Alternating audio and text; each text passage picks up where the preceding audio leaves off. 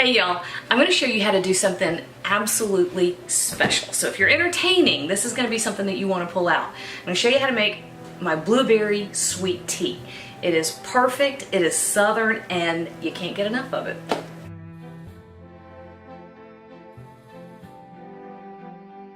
Oh, we're going. Sorry about that sunlight that's hitting the stove at just the right spot to make it hard to see. Okay, so we're making, I don't make sweet tea all that often, but when I do, I want it to be absolutely stupid delicious. And this is one of the ways I do something that's kind of special. Now I call this a blueberry sweet tea, but if you see in my pot, I actually have a bag of frozen mixed berries that includes blackberries and raspberries and blueberries. I think if you use all blueberries, the flavor isn't as good, but if you use those mixed berries, everything just kind of wakes up and the predominant flavor ends up being the blueberries. So this was a 4-pound bag I bought at the big box store, and I threw it in here. It's frozen. I don't bother to defrost it. I didn't put water in here. I did add about a cup of sugar. And all we're going to do here is keep it over low heat. Those berries are going to start to melt. The sugar is going to help them break down, and they're going to start releasing all of their juices. Now this is going to come up to a simmer, and I'm going to let it simmer for about 20 minutes, okay? And that's the start of the syrup we're going to use to make our blueberry tea. All right, we're not quite there yet, but I thought I'd show you what we look like after about 10 minutes. And like I said, I've got this on really low heat. The berries have really started to defrost. You see how much liquid's coming out of there? That's a lot. That's what you want. We're going to end up straining this. So we're after the liquid in order to make a syrup to flavor our blueberry tea. So the more liquid out of those berries, the better. And when we strain it, we're going to press it to get every little last bit of the juice, right? So, not to a boil yet. We're going to continue letting this come up in heat, and I'll show you what it looks like when it does something interesting. Okay, here we go. Now I've got it at a bare simmer. Well, it was simmering a second ago.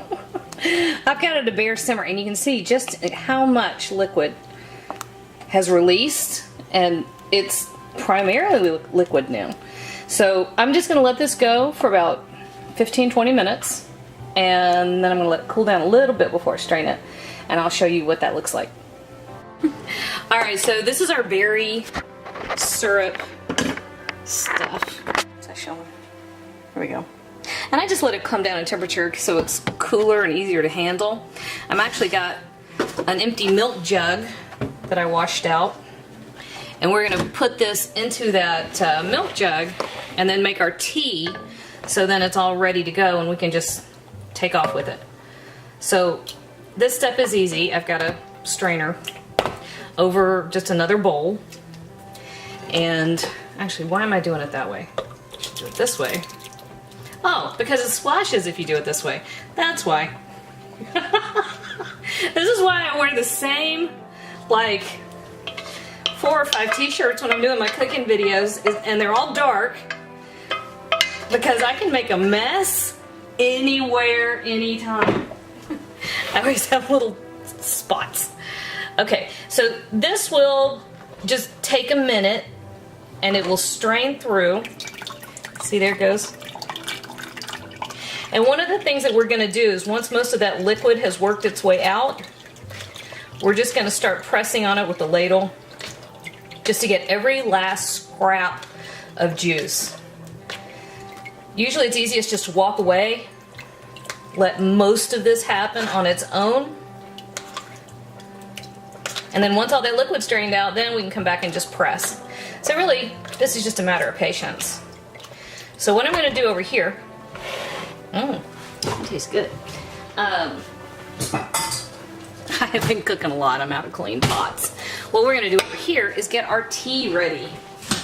And this is incredibly easy, just a plain old southern sweet tea. So I'm going to take about 4 cups of water. I'm going to bring it up to a boil, and I have a gallon-sized tea bag. I'm gonna let it steep for 5 minutes, and I'm going to include in that, nope, my kid's been in here. I'm gonna find the baking soda. Kinsley, child. I love when the kids cook, but they don't always put stuff back where it goes. I'm gonna include a teaspoon of baking soda, 4 cups of water, bring that to a boil, let it steep for 5 minutes, okay? That's gonna give us our clear, beautiful southern sweet tea base. All right, so now it's just, you know, we're kind of waiting. I've lost my spot. Ricky's getting hungry.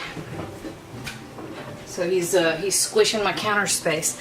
Okay, so this is the 4 cups of water that I brought to a boil, and I steeped that gallon tea bag in there for about 5 minutes. And yes, I know that's not enough water. That's fine. All right, pour this after you have strained your berries, absolutely as much as you can, and squished them, gotten all the juice out. Just pour your tea over. That's one last shot for that hot liquid to pick up any more of that berry flavor. And as I said, you know, it is a mixed berry, but blueberry by far is the flavor that predominates. Now we added about, what was it, about a cup of sugar. 3/4 of a cup? I forgot. How much did we add? Not all that much. Some. How about that? We added some sugar. And we're going to add another cup now that we've got this hot liquid in here. This stuff, like I said, I don't make it often. Man, it's special. So this is something that really, we serve it at Thanksgiving and at Christmas, but it's fabulous at Easter. Now you think of berries as, and 4th of July, you think of berries as spring and summer. Anyway, all right guys, this is our, Ricky, your water's boiling. That's our smudge. That's all that's left. There's about, we had that giant 4-pound bag down to about 2 or 3 cups of leftover fiber. And normally I would tell you that's the good part. That's what you need to be eating. It's the fiber. And actually that is true. That's the part that's good for you. And then I add sugar to the juice that I took out. Wow, even better. You know, every once in a while, it's fine. So I give that a stir. Now because my bowl was not deep enough, I already started pouring that berry syrup into my jug. And now you just add the rest of it. Preferably you do it without pouring it all over your counter, as I have been known to do once or twice. I tried to put some in a glass and show y'all what this looks like because it's really pretty. It's got a beautiful color. We may be out of ice. Getting ready for a big family party tomorrow. My refrigerator's maxed out. Both of my coolers are maxed out. I'm out of ice. Ricky went to find some, went to 3 different places. Every cube of ice in Greene County has been bought. Okay, this is why it didn't matter how much water you used before. I'm gonna fill this up to the top with water, okay? Hold on. Look, my ice maker caught up. There's now 12 cubes of ice in Greene County, and every one of them's in this glass. All right, so I just filled it to the top with water. Give it a good shake, and if you're prepping ahead of time, just stick the lid on this thing, stick it in the fridge, and you're good to go, right?